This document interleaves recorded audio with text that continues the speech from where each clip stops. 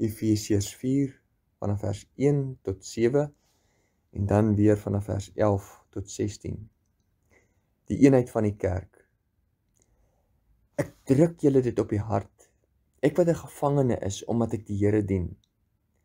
Laat julle lewenswandel in ooreenstemming wees met die roeping wat julle van God ontvang het. Wees altyd beskeie, vriendelik en geduldig, en verdra mekaar in liefde.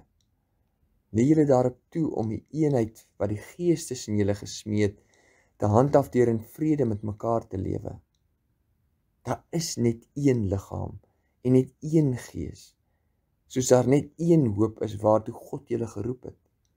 Daar is net een Here, een geloof, een doop, een God en Vader van almal, hy wat oor almal is, deur almal werk en in almal woon.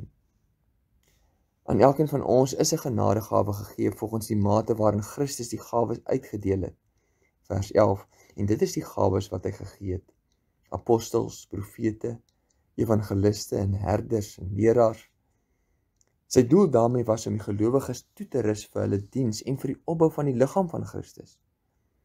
So sal ons uiteindelik almal kom tot die werklike eenheid in ons geloof en in ons kennis van die Seun van God. Dan sal ons, sy kerk, soos 'n volgroeide mens wees, so volmaak en volwasse soos Christus. Dan sal ons nie meer kinders wees nie.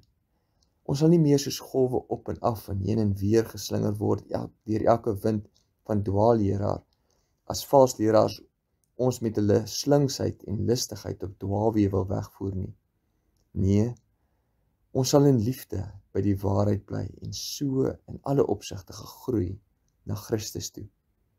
Hy is immers die hoof en uit hom groei die hele liggaam. Die verskillende liggaamsdele pas by mekaar en vorm saam 'n eenheid. Elkeen van hulle vervul sy funksie en so bou die liggaam homself op in liefde.